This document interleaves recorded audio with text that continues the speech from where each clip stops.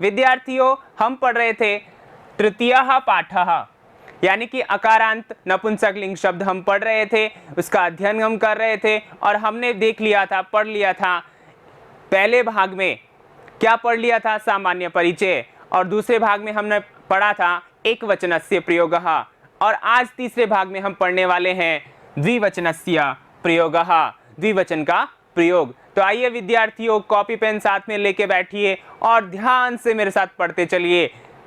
द्विवचनस्य प्रयोगः, आपकी पाठ्य पुस्तक के अनुसार यहाँ पर एक चित्र है, ठीक है ना। इस चित्र में आप देख पा रहे हैं कि एक सुनार का चित्र है, और सुनार क्या काम करता है आप अच्छे से जानते हो। क्या काम करता है? अंगूठियां बनाता है, जेवर बनाता है, ठीक है ना, पाइजेब इत्यादि बहुत सारी मुद्राओं का निर्माण करता है, सोने चांदी इत्यादि, ठीक है ना, धातुओं से निर्मित वस्तुओं का निर्माण करता है। तो यहाँ पर देखिए क्या कहते हैं, एते के, एते यानी दो, ये दो कौन सी, इसके हाथ में जो है, ठीक है ना, ये दो, के यानी क्या है, ठीक है ना। तो अब यहाँ पर देखिए एते यानी ये दो, अंगुलीय के स्तः, अंगुलीय के यानी दो अंगूठियां, स्तः यानी है, इसके हाथ में दो अंगूठियां है। स्वर्णकारः अंगुलीय के रचयति, स्वर्णकार, ये किसका चित्र है, स्वर्णकारः, स्वर्णकार का मतलब होता है सुनार, ठीक है ना। अंगुलीय के रचयति, अंगूठियां बनाता है, ठीक है ना। स्वर्णकार क्या बनाता है, अंगूठियां बनाता है।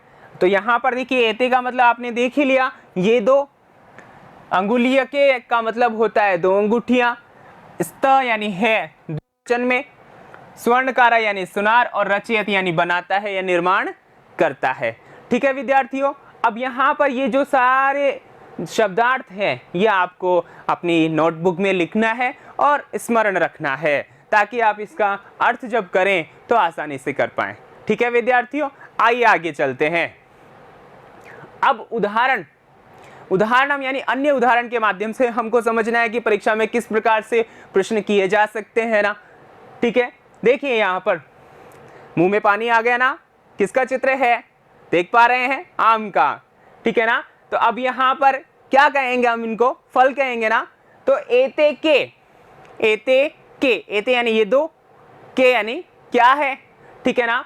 एते फले, ठीक है ना, ये दो फल हैं, कौन से हैं, आम के फल हैं, लेकिन हम इसको फल की संज्ञा में रखते हैं, इस वजह से हम यहाँ क्या लिखेंगे, एते फले। तो इस प्रकार से आपसे प्रश्न पूछा जा सकता है। अब यहाँ पर हमने फले कैसे लिखा, चित्र को देख करके, ठीक है ना। लेकिन अगर चित्र नहीं हो तो यहाँ पर देखिए एते कोष्टक में है उपनेत्रम उपनेत्रे, चित्र नहीं है, ऑप्शन है दो, इसमें से चुनना है। अब कैसे चुनोगे आप, ठीक है ना, आप इसके आधार पर चुनोगे। तो यहाँ देखिए उपनेत्रम उपनेत्रे, ठीक है ना, तो क्या आ जाएगा, उपनेत्रे। लेकिन आप सोचो कि नहीं ये तो एक तुक्का हो गया, तो हम आसानी से पढ़ लेते जैसे हमने पिछली बार पढ़ा।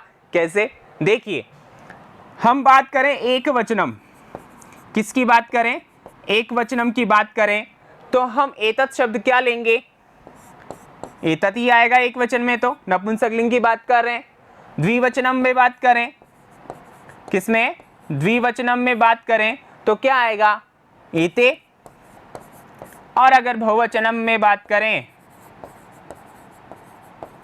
तो क्या आएगा, एतानी। क्या आएगा विद्यार्थियों, एतानी। तो हम बात किसकी कर रहे हैं, द्विवचन की कर रहे हैं, तो एते। अब यहाँ पर देखिए उपनेत्र शब्द है, चश्मा जो है, ठीक है, इसके रूप हम चलाते हैं तो किस प्रकार चलेंगे, तो यहाँ पर देख लेते हैं हम। एक वचन में बनेगा उपनेत्रम, ठीक है विद्यार्थियों, एक वचन में ये बनेगा, द्विवचन में बनेगा उपनेत्रे, और बहुवचन में बनेगा उपनेत्राणि। तो अब आप तय कीजिए बच्चों कि यहाँ पर द्विवचन का कौन सा है, ठीक है, यही हुआ एते उपनेत्रे। तो अब यहाँ पर हमारा ये जो आंसर है, जो हमारा रिक्त स्थान है वो सही हो गया, क्या भरा, उपनेत्रे। समझ में आ गया विद्यार्थियों। अगर ध्यान रखिए यहाँ पर एते की जगह हम अगर एतत् की बात करते तो क्या आ जाता, उपनेत्रम आता, ठीक है विद्यार्थियों। अब यहाँ पर देखिए ये तो हो गया इस प्रकार से। और दो तरीके हमने पढ़े, उल्टा भी हो सकता है। उल्टा कैसे? जैसा कि हमने पहले भी पढ़ा है, यहाँ पर उपनेत्रम उपनेत्रे दे देता और इसके स्थान पर रिक्त स्थान करता, तो भी हम इस प्रकार से जान सकते हैं। उम्मीद करता हूँ विद्यार्थियों आप ध्यान से सुन रहे होंगे, सुन रहे ना? ठीक है, तो अब यहाँ पर देखिए आगे हम पढ़ते हैं अगला बिंदु ते के। यहाँ पर देखिए ते यानी वे, के यानी क्या है? ते मतलब ये, ठीक है ना? तो आपको दिखाई दे रहे हैं ते बस याने स्तः, वे दोनों बस यान है, बसें हैं, दो बस हैं, ठीक है ना? अब यहाँ पर देखिए ये जा रही है इधर, ये इधर से यूं, ठीक है, समझ में आ रहा है? तो यहाँ पर ये क्या है? ते बस याने स्तः, वे दोनों क्या है? बस यान है, बसें हैं। ते बस याने कुत्र गच्छतः, ते यानी वे दोनों, बस यानी वे दोनों बसें, कुत्र यानी कहाँ, गच्छतः जा रही है या जाती हैं, ठीक है ना? ते रेल स्थानकम गच्छतः, ते यानी वे दोनों, रेल स्थानकम यानी रेलवे स्टेशन, गच्छतः यानी जा रही है, ठीक है ना? तो यहाँ पर देखिए बस यानी दो बसें, कुत्र यानी कहाँ, रेल स्थानकम यानी रेलवे स्टेशन, ठीक है ना? और गच्छतः यानी जाती है या जा रही है, ठीक है विद्यार्थियों? अब यहाँ पर देखिए हमने क्या देखा? तत् के साथ में द्विवचन का प्रयोग देखा, ठीक है ना? तो इन शब्दों को भी आप क्या करें? अपनी कॉपी में लिख लें और याद कर लें, ठीक है? अब आगे देखिए हम अन्य उदाहरण के माध्यम से समझते हैं, ठीक है ना? चित्र में नजर आ रहा है ना आपको? तो ये चित्र यहाँ से है ते के, अर्थात इसके विषय में कहा है कि ते यानी वे दोनों, के यानी क्या है? बताइए क्या है? फूल है। फूल किसका है? कमल का है। तो ते कमले, वे दो कमल हैं, ठीक है ना? वे दो कमले हैं, ठीक है ना? समझ में आ रहा है विद्यार्थियों? अब यहाँ पर चित्र के आधार पर देख लिया, जैसे ही पिछली बार हमने देखा अभी जस्ट, तो उसी प्रकार से हम यहाँ पर करेंगे ते, ठीक है ना? ऑप्शन में पुस्तकें, पुस्तकानी, क्या आना चाहिए? ठीक है ना?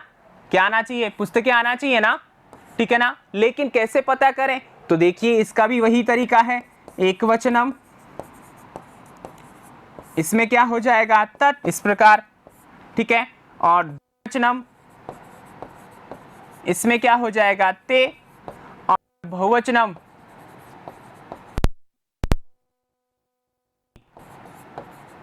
ठीक है विद्यार्थियों? तो अब यहाँ पर द्विवचन की हम बात कर रहे हैं, तो क्या आना चाहिए? हम पुस्तक शब्द को ही ले लें। आपको ध्यान हो तो सबसे पहले अध्याय में हमने, सबसे पहले भाग में हमने यही पढ़ा था, ठीक है ना? तो पुस्तकम एक वचन में, अब एक वचन यहाँ है नहीं, ठीक है ना? पुस्तकें द्विवचन में, ठीक है? और बहुवचन में पुस्तकानी। अब हम बात द्विवचन की कर रहे हैं ना, ठीक है? तो क्या आ जाएगा? पुस्तकें, ठीक है विद्यार्थियों? समझ में आ रहा है ना? तो इस प्रकार हम आसानी से समझ सकते हैं, आसानी से अपने प्रश्नों के उत्तर दे सकते हैं। तो आपने पढ़ा द्विवचन का प्रयोग, ठीक है विद्यार्थियों? अगली कक्षा में हम पढ़ेंगे बहुवचनस्य प्रयोगः। तब तक के लिए मेरे साथ बने रहिए, फिर मिलेंगे। धन्यवाद।